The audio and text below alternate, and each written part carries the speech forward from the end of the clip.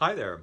Just want to share with you, I was meeting with a client just a few minutes ago, and an interesting topic came up. Actually, it was about, well, he's putting a president in place. So he's the CEO and the owner, and now what he wants to do is bring a president in place, somebody who's very qualified, who came up through the ranks.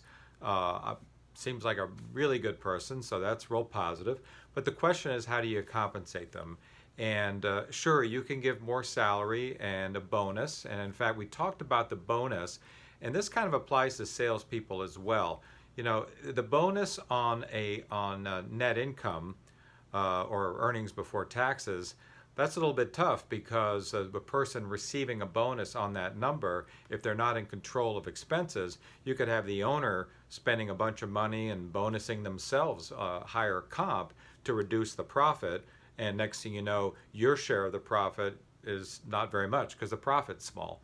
So being bonused on the bottom line is kind of complicated and not ideal. Being bonused on the top line is not ideal either because you don't want somebody who's running the business to be bringing in a bunch of low margin business. And so the idea is to really bonus on the gross profit because the person running the business has control over what's coming in, the quality of what's coming in, how it's priced originally, and also how it is serviced in a service business. For example, how efficient the people are, how good they are with keeping the hours down, and so forth. So bonusing somebody on the gross profit is always the way to go. And with salespeople, the same thing. You don't want them bringing in deals that have no margin in them. You want to pay them on a margin, and the gross margin is a good way to do that. So that's the first thing we talked about.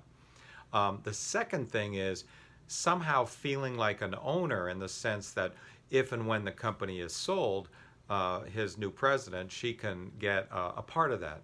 So we talked about an increasing share of the value when the company is sold. However, maybe it be a part of the value increase. So if the company is worth $5 million right now, and let's say over time that person earns in 20% share, well then if the company is sold for $10 million, they don't get 20% of 10 million, they get 20% of the 5 extra million that the value was added while they were running the place. And that's $1 million in this example.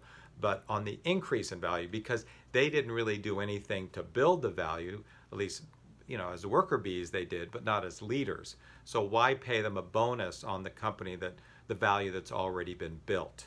Okay, so that's the other concept. And then how do you do that?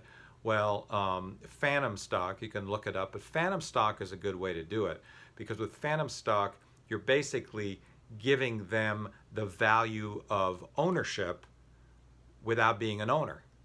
And it keeps it a lot simpler. And also, by the way, in this case, this woman was saying, well, if I'm an owner, an actual shareholder, then I'm going to have some liability. And she was trying to think through that.